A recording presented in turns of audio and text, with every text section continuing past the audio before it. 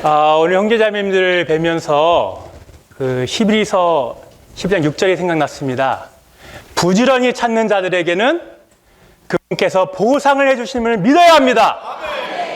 무엇을 부지런히 찾냐면 그분 자신을 부지런히 찾는 사람. 오늘 요한계시록 추구하고 있지 않습니까? 우리는 누구를 찾아야 한다고요? 그리스도 한 분을 만나셔야 합니다. 오늘 많은 예표가 있고 많은 해석이 있지만 주님을 만나야 합니다. 이 구절은 누구와 관련이 있는지 아십니까? 이 구절은 에녹과 관련이 있습니다. 에녹이 일생을 300년을 주님을 부지런히 찾았습니다. 주님은 임마누엘의 하나님이시기 때문에 우리 옆에 계시죠. 우리 안에 계십니다. 그러나 내가 주님과 함께 하는가? 그건 또 다른 문제인 것입니다. 에녹과 같이 하나님이 에녹과 동행했다 말하지 않고 에녹이 하나님과 동행하였습니다. 우리가 하나님과 동행하는 것은 지금 세미나에 오셔서 부지런히 주님을 추구하고 주님을 누리고 주님을 찾는 것입니다. 앞서 형제님들이 이제 교통하셨는데 한번 정리를 한번 해볼게요. 지금 겨우 계시록 1장에 있습니다. 겨우 1장이 너무 풍성하지 않습니까? 계시록 1장에 7가지 중점을 말했습니다. 첫 번째 뭐였죠? 그리스도의 계시였습니다. 그리고 예수의 간증, 삼위일 하나님, 주님의 다시 오심, 그죠? 그리고 환난과 인내와 완고에 참여한 이들, 그리고 형님이 교통하셨듯이 금 등잔대들. 자, 오늘 마지막 중점이 왔습니다. 오늘 우리가 봐야 될 것은 사람의 아들이신 그리스도입니다. 따라해 볼까요? 사람의 아들이신 그리스도. 근데 이분을 어디서 봐야 되냐면 교회들 가운데 계시는 사람의 아들이십니다. 굉장히 의미가 있는데요. 요한이 영안에서 주님의 날에 주님의 음성을 들었습니다. 너는 내가 본 것을 두루마리에 써서 7교회에 보내라. 이 음성을 뭔가 하고 찾아봤을 때 본 것이 아까 뭐였다고요? 금 등잔대를 가장 먼저 봤습니다. 그리고 거기에 누굴 봤냐면 바로 사람의 아들과 같은 분께서 그럽니다. 이게 첫 번째 오늘 배울 내용인데요. 계시록 1장 13절부터 18절까지 내용을 다룰 건데 이 숫자를 기억하십시오. 3, 2, 2, 3, 3. 총 몇 가지죠? 13가지입니다. 오늘 그리스도에 관한 13가지의 방면을 교통하도록 하겠습니다. 누군가가 주님은 어떤 분이셔? 라고 물을 때 요한은 매우 구체적이고 명확하게 봤습니다. 13가지 할 건데요. 이걸 이렇게 나눌게요. 앞에 있는 10가지는 요한이 돌이켜서 본 것을 말합니다. 뒤에 있는 3가지는 요한이 너무나 두려워해서 엎드렸을 때 주님이 자기 자신을 계시합니다. 요 3가지가 있습니다. 요거를 제가 반으로 나눠서 한번 교통하면 하겠습니다. 하나는 계시록 1장에 있는 나타난 인자이신 그리스도에 관한 내용이고, 나머지는 우리가 친근하고 좀 잘 알고 있는 그러한 방면의 그리스도를 말하겠습니다. 첫 번째 뭐죠? 1장 13절 A번 보면 사람의 아들이 하나님의 아들 같은 분께서를 봤습니다. 첫 번째 항목은 사람의 아들입니다. 우리가 아는 예수 그리스도는 어떤 분이십니까? 주로 하나님의 아들이시죠.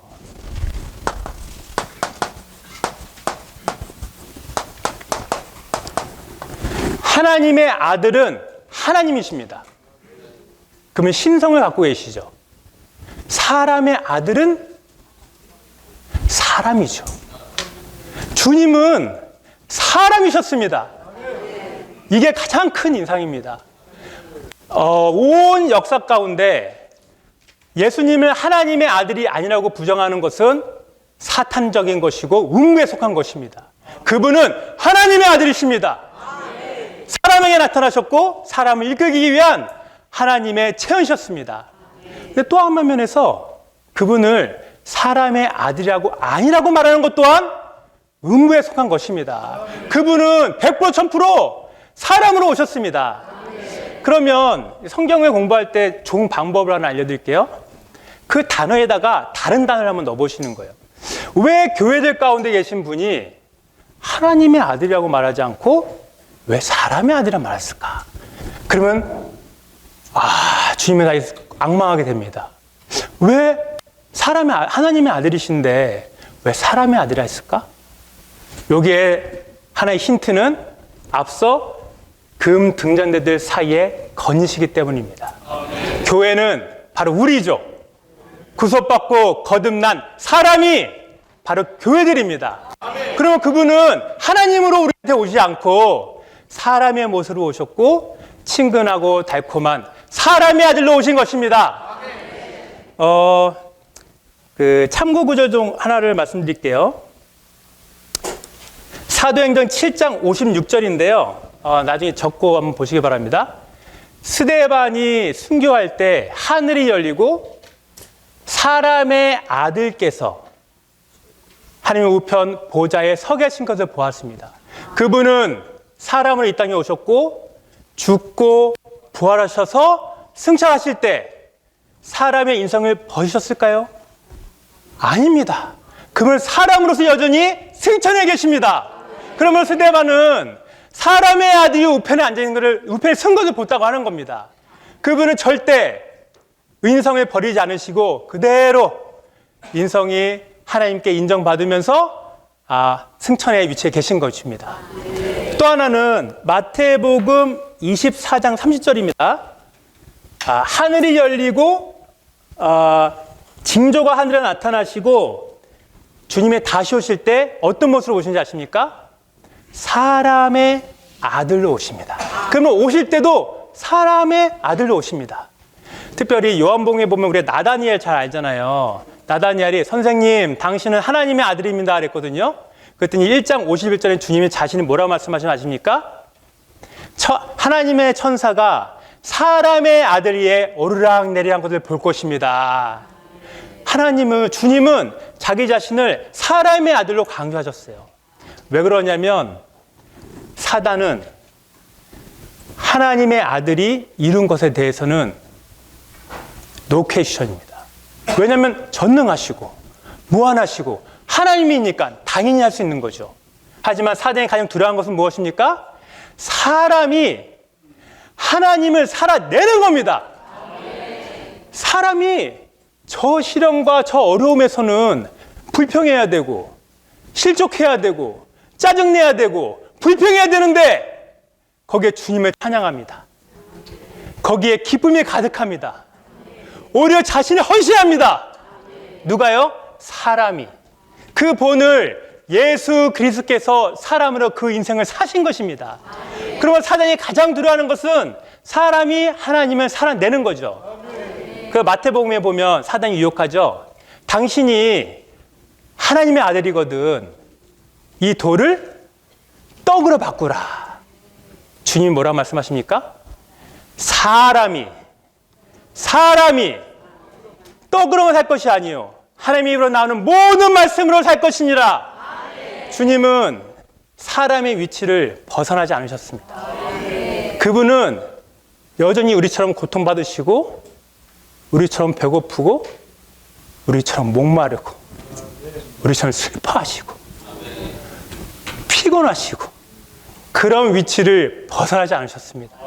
그분은 만군의 천사장을 부릴 수 있었지만 그러면 정말 작은 한 사람으로서 하나님을 살아내셨습니다. 심지어는 하나님과 한 분이셨습니다. 그분이 바로 요한이 본 인자입니다. 할렐루야! 두 번째 나가겠습니다. 두 번째는 그분이 사람의 아들을 봤는데 그분이 긴 옷을 입고 있어요. 긴 옷. 성경에서 옷은 그 사람의 존재와 행위를 말합니다. 자, 어느 누군가가 경찰복을 입고 있습니다. 뭘 알 수 있죠? 아, 저 사람은 경찰관이구나. 지금 뭐랄까? 아, 경찰의 일을 할 것이구나. 이분이 긴 옷을 입었는데 이 옷은 제사장이란 말은 안 나와 있지만 제사장의 겉옷입니다. 여기 하나 대비를 할게요. 우리가 잘 아는 주님은 여기 긴 옷이 있습니다. 제사장이거든요.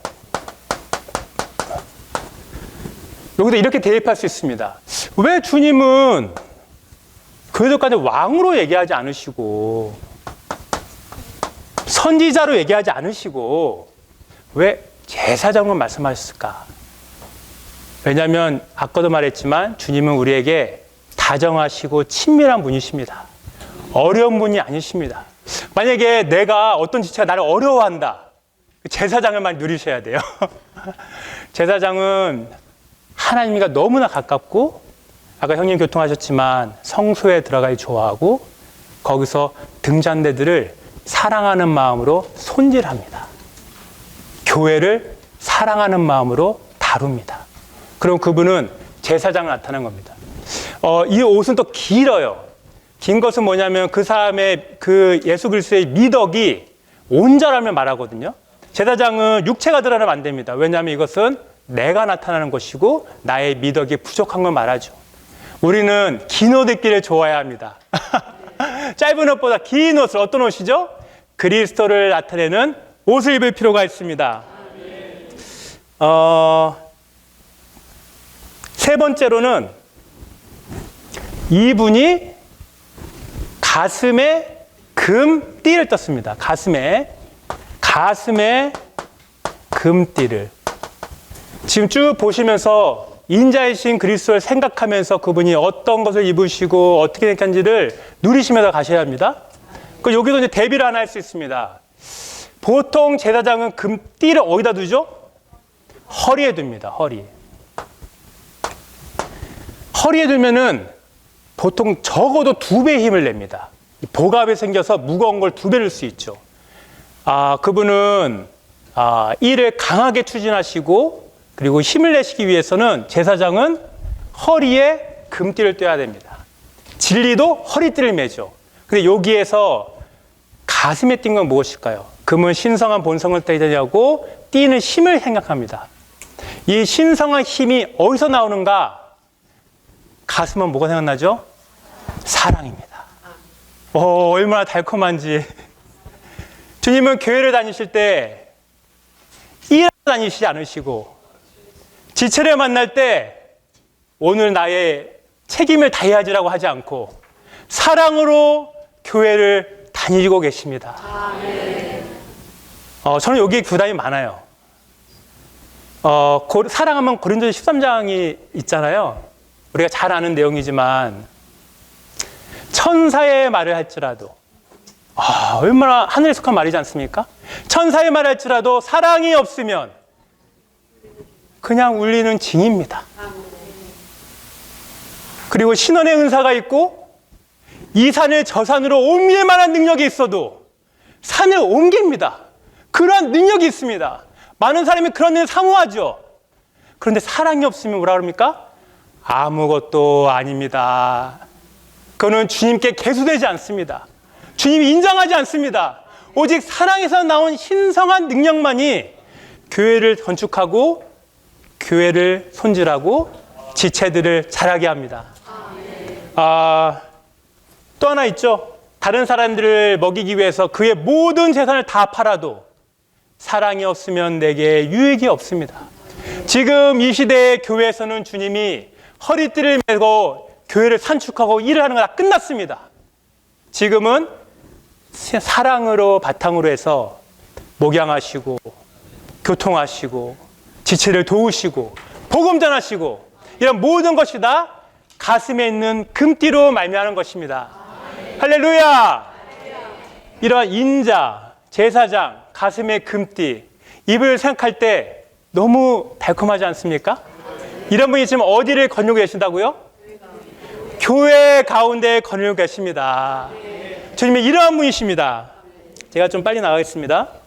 자, 네 번째 나가겠습니다. 네 번째 부분은 두 가지로 되어 있는데요. 이제 14장이죠. 그분의 요한이 머리를 봤는데 머리와 머리털은 흰 양털과 같고 눈처럼 희더라. 그래서 머리가 하얗습니다. 머리가. 근데 아가서에 보면요, 그분의 머리는 검습니다. 흰 머리를 좋아하세요? 검은 머리를 좋아하세요? 검은 머리 좋아하시죠? 오늘 아마 흰 머리를 좋아하게 될 겁니다. 이 아가서 5장 11절인가요? 검은 머리는 쇠하지 않는 힘을 말합니다. 그리고 신선하죠. 다들 검은 머리를 좋아하시잖아요. 그런 면을 좋아할 수 있습니다. 근데 여기에 나오는 그분의 머리는 흰 머리입니다. 그분이 노쇠하신 걸까요? 늙으신 걸까요? 그렇지 않습니다. 다니엘 7장에 보면 태고째부터 계신 분께서 머리가 하얗더라라고 말했습니다. 이것은 그분께서 오래되셨고 태고째 때부터 계셨고 그분 지금도 계시고 앞으로도 계시고 순진하시고 수고하시고 거룩하시고 그러한 그분의 본성을 말하고 있습니다. 양이 희잖아요. 왜 힐까요? 가장 현명한 대답은 양이어서 흰 겁니다. 양의 본성이 희게 나온 겁니다. 그분이 흰 것은 그분의 본성에 따른 것입니다. 그분은 거룩하시고 결함이 없으시고 깨끗하시고 태고성을 갖고 계십니다. 이런 본성이 어디 있냐면 눈처럼 희다 그랬잖아요. 눈이 어디서 나오죠? 하늘에서 내려옵니다. 그분의 본성은 하늘에 속해 있습니다. 그래서 우리가 보는 이분은 태고적부터 계셨고 그분은 희시고 그분은 눈처럼 하늘에 속한 본성을 갖고 있습니다. 자, 다음 거 나가겠습니다. 그 다음 2번인데 그분을 눈을 봤는데 그분의 눈은 불꽃 같다고 합니다. 불꽃. 눈, 불꽃. 이제부터 주님에 대한 인상이 좀 달라질 겁니다. 벌써 불꽃이죠. 이게 그냥 촛불에 있는 불꽃이 생각하시면 안 돼요. 이글거리고 격렬한 불꽃입니다. 아가서에 보면 그분의 눈은 비둘기 눈이라는 비둘기 눈. 아가서 5장 10절. 비둘기 눈을 좋아하세요? 불꽃을 좋아하세요? 비둘기 눈 좋아하시죠? 저도 비둘기 눈을 좋아합니다. 아가서에서 말하는 비둘기 눈은 그분이 순진하시고 단인하시고 단순한 걸 말합니다. 우리의 주님에 대한 태도는 단순해야 되고 순진해야 됩니다.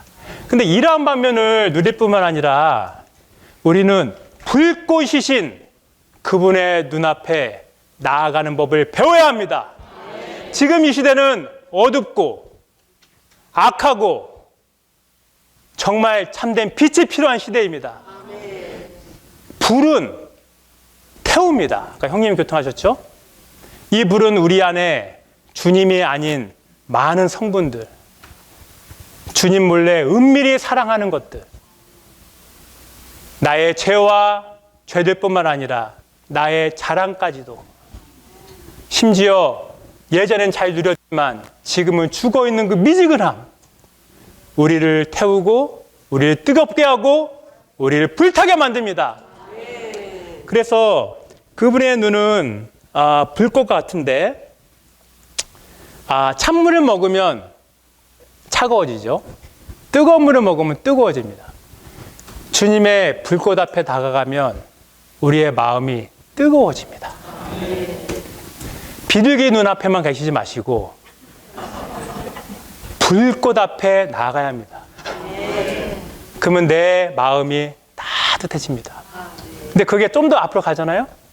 그러면 탑니다.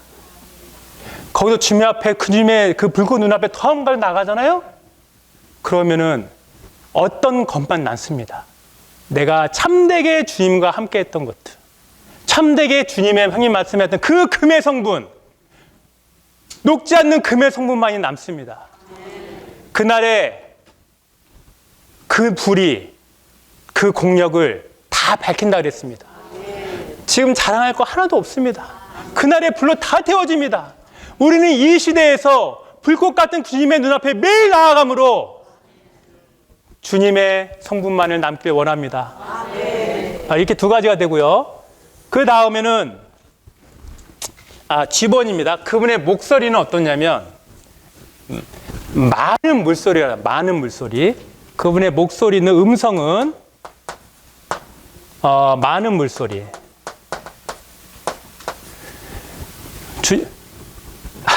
아가서에 보면 주님의 목소리는 감미롭습니다. 달콤한 목소리. 근데 지금의 목소리는 많은 목소리는 뭐냐면 폭포수와 같은 목소리고 천둥과 같은 목소리고 사자로 비유하면은 포효하는 목소리입니다. 전쟁으로 얘기하면은 함성과 같은 목소리입니다. 저는 정말 이 시대에 이런 많은 물소리의 주님의 음성이 형제 자매님들한테 있게 원합니다. 어떤 건물이 불타고 있습니다. 내 가족이, 내 친구가, 내 자녀가 그 건물에 있습니다. 달콤한 목소리로 건물이 무너지고 있는데 얘야 나오렴. 그럴 수가 없죠. 지금 상황은 급박한 상황이고 주님의 오시기를 지금 신부가 예비되고 있는 상황이고 금 등잔대가 거죽되는 상황입니다. 그러므로 나오십시오. 종교에서 나오시고 바벨론에서 나오시고 세상에서 나오십시오. 우리의 가족들에게 이러한 충격을 주고 깨우는 말을 할 필요가 있습니다. 저는 어렸을 때부터 수업 시간 1교시만 되면 잘 졸았어요. 졸려가지고. 그때 선생님 가셔가지고 선생님이 탁 치면서 뭐해? 그러면 정신 번쩍 나는 겁니다. 나태하고 게으르고 우리가 가끔씩 방황하고 주님과 멀어질 때가 있습니다. 그럴 때마다 주님은 많은 물소리로 계시록의 말씀으로 우리를 깨우기 원합니다. 이분은 H번입니다. 이분은 죄송합니다. 제가 하나를 안 했네요. 발을 안 했네요. 제일 중요한 부분을 안 했습니다. 요 앞에 넣을게요. 그분의 발을 봤는데 용광로에 재련된 빛나는 노새와 같다고 했습니다. 노새. 발은 이 땅과 접촉되어 있는 부분입니다. 그 말은 뭐냐면 우리의 삶을 말하죠.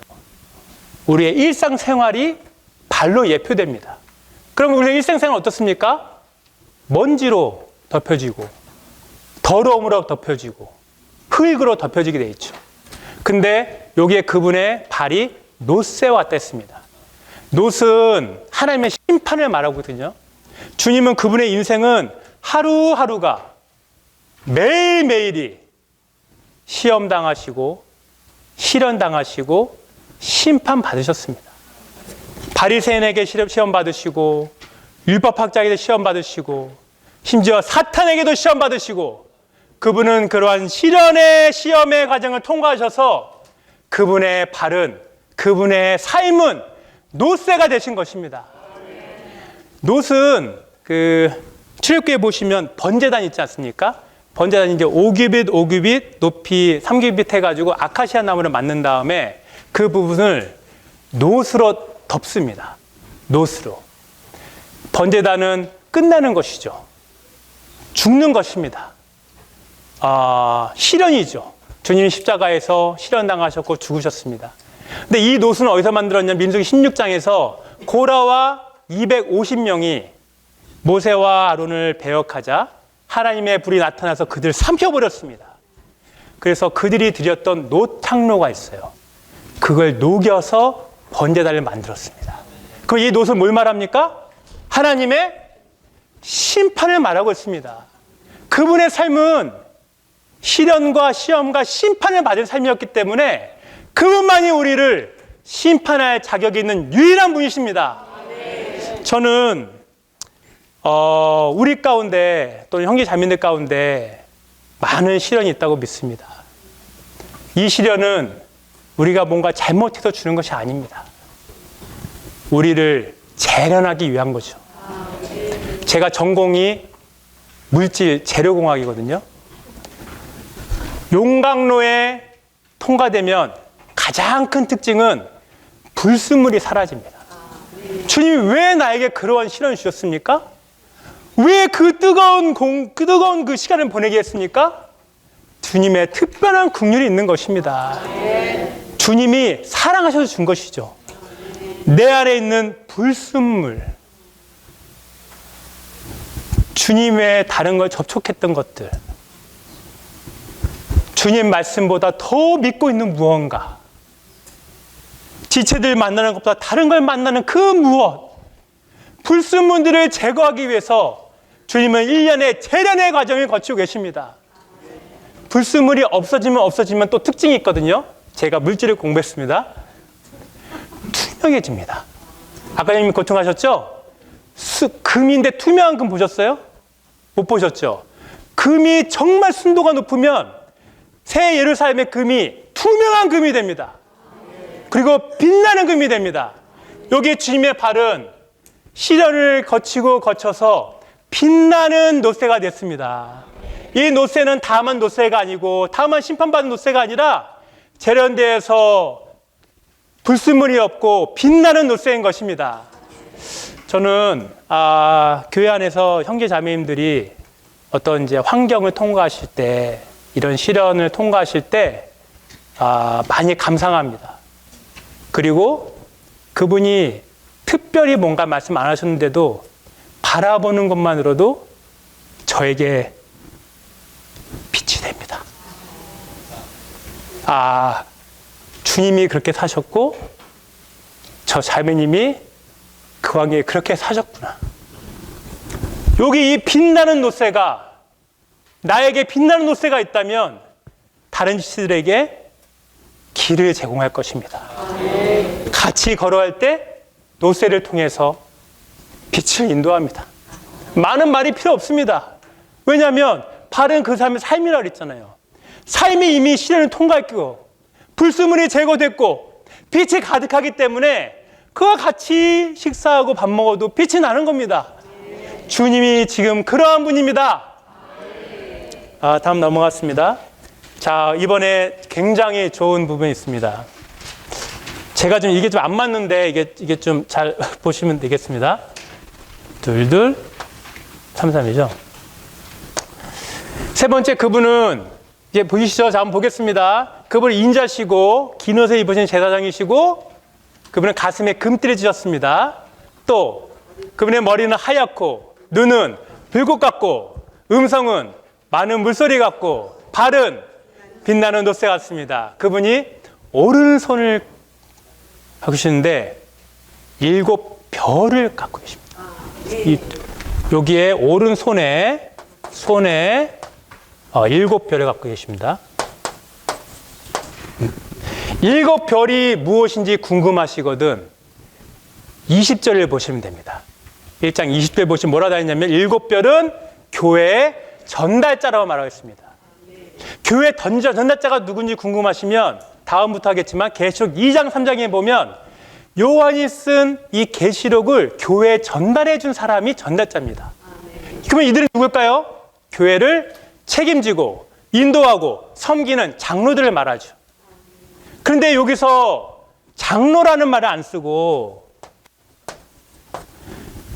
별이라는 말을 썼습니다. 왜냐하면 제가 하나의 원칙만 이렇게 하면 도움이 되겠죠? 왜냐하면 교회가 하락해서 직분도 하락했습니다. 주님이 원하시는 건 영적인 실제를 원하시죠. 주님은 이 시대에 별과 같은 분을 원하십니다. 별은 하늘에 있죠. 하늘에 속한 본성을 살고 빛을 발하는 영적인 참된 책임자들, 이들을 오른손에 짚고 계신 것입니다. 그럼 형제 자매님들, 직분을 너무 좋아하지 마십시오.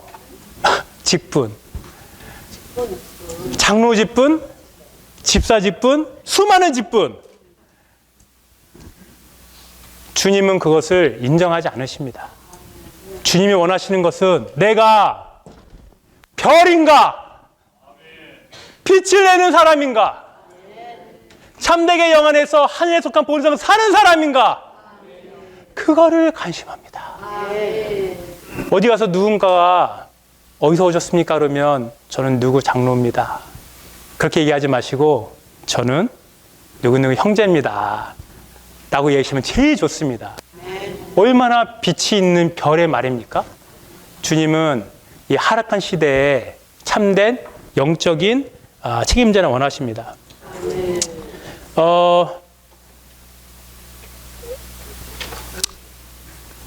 그리고 또 하나는 교회를 사역하시고 봉사하실 때 위축되거나 그리고 두려워하거나 낙심하지 마십시오. 이러한 빛나는 별들은 교회의 간증이기 때문에 주님이 꼭 붙잡고 계십니다. 주님이 지지하고 계십니다. 뭘 두려워하십니까? 제가 어제 커피숍에 갔거든요. 제가 평상시에 그러지 않는데 그날따라 제가 컵을 떨어뜨렸어요. 저는 떨어뜨리는 사람입니다. 주님은 어떻습니까? 주님은 일곱 별을 꼭 붙잡고 계십니다. 할렐루야! 형님들을 관심할 것은 우리가 빛을 낼 것인가 말 것인가? 어제보다 오늘 더 빛이 날 것인가? 앞으로 더 빛이 나는 사람이 될 것인가? 우린 이것을 관심하는 사람들이 되길 원합니다. 아멘. 자, 일곱 별입니다. 또 하나는 그분의 입에서는 심판하는 말씀이 나오죠. 그분의 입, 세 개죠. 3, 2, 2, 셋입니다. 그분의 입에서는 좌우에 날선 검이 나옵니다. 칼이 나오죠. 아가서의 그분의 입은 원문에 의하면 뽀뽀하고 싶을 정도로 달콤한 입술이라고 그래요. 오늘 아침에도 주님을 만나셨죠? 주님과 키스하셨고 주님과 포옹하시고 달콤한 시간 보내셨죠? 이런 시간도 필요하지만 지금 계시록 이 시대는 날카로운 칼이 나오는 겁니다. 어떤 말씀을 보잖아요. 제가 넘어갈 수가 없습니다. 제 마음을 찔러 쪼갭니다. 오, 주님, 제 안에 그런 암적인 것이 있었군요. 제 안에 그런 불평이 있었고, 불평 한 적은 없지만 내 마음 안에 그게 있었던 것입니다. 칼은 자르고 뱁니다. 그 주님의 칼은 어떤 칼인 줄 아세요? 예민해요. 마치 수술 집도기가 정확하게 그 암의 부위를 잘라내는 것 같이. 원문에 의하면 나무꾼이 단 한 번에 그 나무를 베는 것 같이 그 말씀은 우리에게 뱁니다. 자릅니다. 우리 많은 경우에 그렇지 않습니까? 어떤 의견이 나타날 때 의견이 좋은 것 같아. 근데 주님, 이러한 주님 앞에 서 보십시오. 주님이 그 의견을 단번에 제거하십니다. 그는 좋지만 너는 몸을 고려하지 않았어. 넌 지체를 고려하지 않았어. 너는 네 자신을 너무 말하려고 하는 거야. 주님의 입에서 나오는 이 칼이 우리를 뱁니다. 그 히브리서 4장 12절이 있죠? 주님의 말씀은 살아있고 운동력이 있어 좌우에 나선 억가운 검보다 예리하여 우리의 혼과 영을 관절과 골수로 찔러 쪼갠다고 그랬습니다. 우리가 영에서 나온 말인지 혼에서 나온 말인지 순수한 동기에 의해서 한 것인지 다른 동기가 있는 것인지 이런 주님의 말씀과 주님의 입술 안에서 이 칼과 같은 말씀을 체험하기 원합니다. 이제 얼굴로 왔습니다. 그분의 얼굴은 해 같습니다. 해. 아가서에 나오는 그분의 얼굴은 뺨이 있는데 이 뺨이 꽃밭 같아요. 꽃밭. 제 예전에 어머님이랑 순천에 있는 어떤 걸 엑스포에 갔는데 그냥 꽃이 엄청 만발해가지고 어머님이 엄청 좋아했습니다. 꽃이 향기가 나죠. 주님의 얼굴은 향기가 나는입니다. 근데 지금의 그분의 얼굴은 해와 같은데 어떤 해냐면 그냥 중천에 있는 해. 이건 뭘 말합니까? 왕국 심판을 끝내고 왕국을 가져온 것입니다. 이러한 해 아래 주님의 얼굴을 악만한 자가 되기를 원합니다. 그래서 이렇게 10가지는 요한이 금 등잔대들 사이에 거니시는 주님의 10가지 방면을 보았습니다. 그랬더니 요한이 엎드린 겁니다. 두렵죠.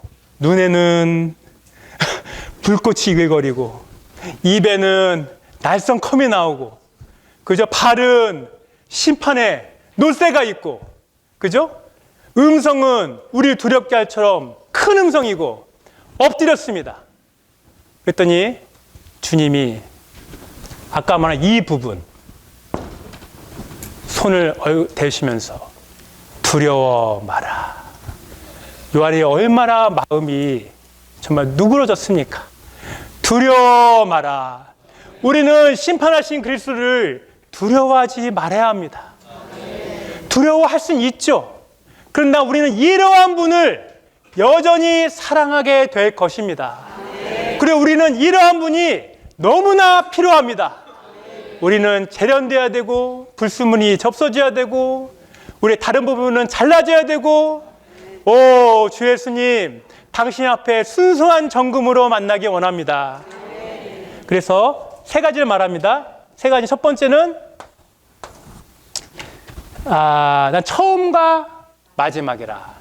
그분은 시작하셨기 때문에 그분이 마치실 것입니다.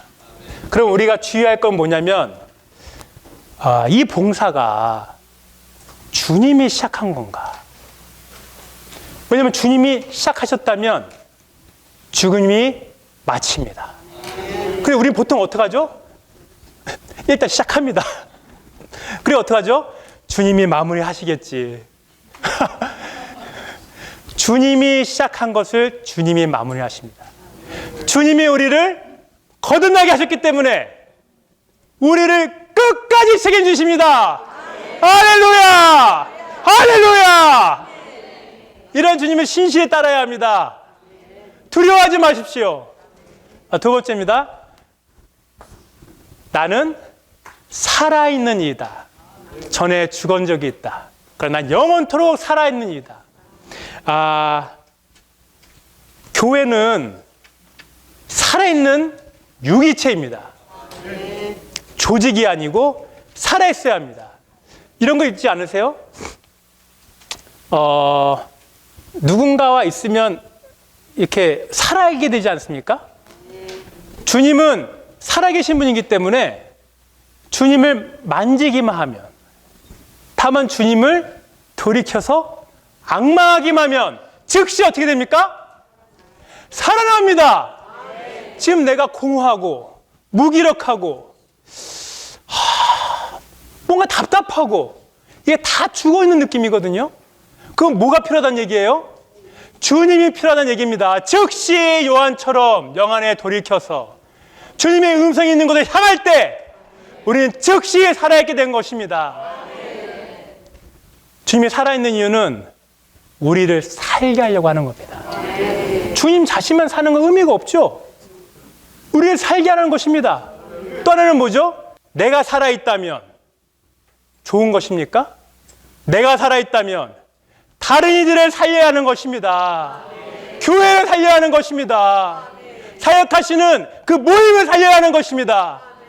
이것이 살아있는 자의 선한 영향력입니다. 살아계십니까?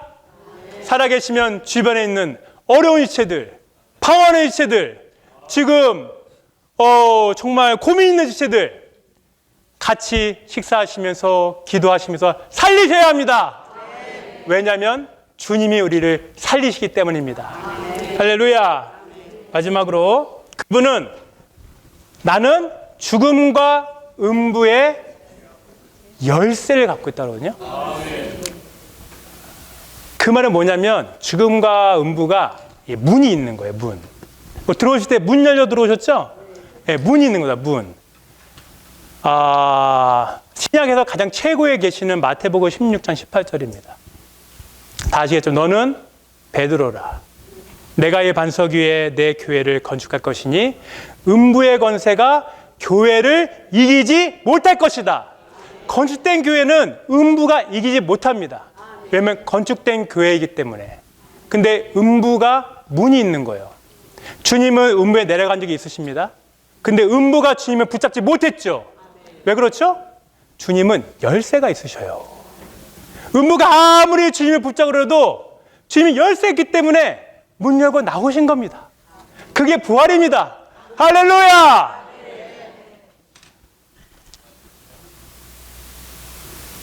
교회 안에 문이 열리면 안 됩니다. 문이 열리면 안 돼요. 이 문은 주로 사단이 많이 사용하는 것인데 우리의 말을 통해서 우리의 입이 음부의 문이 될 수 있습니다. 내가 먹은 것이 속된 것인가? 아니다. 네 아래 나온 그것이 속된 것이다. 문이 열리려고 그럴 때 주님을 의지해서 잠궈야 합니다. 정치 얘기, 연예인 얘기, 세상 얘기 나올 때마다 주 예수님, 주님을 찬양합니다. 형님이 기도하십시다. 말씀 먹읍시다. 어제 형님이 교통했듯이 금능제를 누립시다. 이게 얼마나 영광스럽습니까? 음부의 문을 잠그십시오. 그리스도가 이러한 열쇠를 갖고 계십니다. 특별히 그 라이프 스터디에 뭐라 되어 있냐면 모든 것은 죽음으로 다 종결됩니다. 우리도 죽죠. 저희 집에 키우는 강아지도 죽을 것이고 심지어 스마트폰도 다 죽습니다. 그래서 쓰레받기야, 쓰레받기. 다 이게 쓰레받기 모읍니다. 모으고 음부는 뭐냐면 쓰레기통. 그래서 죽음을 음부에 넣는 것이죠. 근데 그것이 문이 닫혀져 있는데 이 문이 열리면 저희 집에 갔더니 어느 날 냄새가 나는 겁니다. 도대체 이 냄새가 어디서 나는가 찾아봤더니 음식 쓰레기가 약간 열려 있는 거예요. 그것이 저희 집에 온 집안에 악취를 풍깁니다. 형제자매님들 조심하셔야 합니다. 나의 환담이 어떤 지체에 대해 조금이라도 부정스러운 말 한 것이 좀 못할 수 있죠. 근데 그걸 말하는 겁니다. 그것이 음부의 문을 여는 겁니다. 어떻게 해야 돼요? 열쇠 누가 갖고 계시다고요? 이분께서 음부와 죽음의 열쇠를 갖고 계심으로 그리스도인에서 음부의 문을 잠금으로 교회가 음부의 권세를 이깁니다. 그러므로 교회 안에 있으면 언제나 승리고 생명과 영광이 가득한 것이 바로 교회 생활이고 이런 것을 위해서 주님은 걸어 다니고 계십니다. 저는 이 부분을 추구하면서 두 가지를 누렸는데요. 제가 몇 분까지 해야 되죠? 하나는 그분은 두려운 분이 아니시라는 겁니다. 저도 처음에 두려웠습니다. 눈이 불꽃같이 내 부분을 다 태우시고 그분의 목소리는 정말 혼내시는 것 같고 그분의 입에 나오는 것은 다 나를 이렇게 막 자르시고 쑤시는 것 같고 근데 그것이 뭐에 기만둔다고요? 사랑 그리고 친근한 제사장 그리고 위험 있는 하나님이 아닌 사람의 아들로 오신 분으로서 우리는 오른쪽에 있는 이러한 부분의 그리스도뿐만 아니라 계시록 1장 13절에서 18절에 나오는 이 그리스도 재련하시고 심판하신 그리스도를 체험하고 누리고 가까이 하기 원합니다. 두 번째 내가 누린 것은 이 부분을 다 보시면 그리스도가 빛으로 가득한 걸 볼 수 있습니다. 그분의 가슴은 금, 광채를 내고 있고 눈은 불꽃으로 빛을 발하고 있고 그분의 발은 노쇠로 빛나고 있고 오른손의 손은 별로 반짝이고 있습니다. 그럼 우리가 주님을 볼 때 그분은 빛으로 완전히 옷을 입으신 인자이신 그리스도를 볼 수 있는 것입니다. 그러면 어떻게 되는 줄 아세요? 주변에 있는 금 등잔대가 밝아집니다. 금 등잔대는 스스로 빛을 내지 않죠. 주님을 바라보고 반사함으로써 영광에서 영광으로 이릅니다. 교회의 기능은 오로지 주님을 바라보면서 그분을 반사하는 그러한 빛의 기능을 갖고 있습니다. 이러한 주님을 더 사랑하시고 자세한 부분은 집에 가서 꼭 복습하시기 바랍니다. 아멘.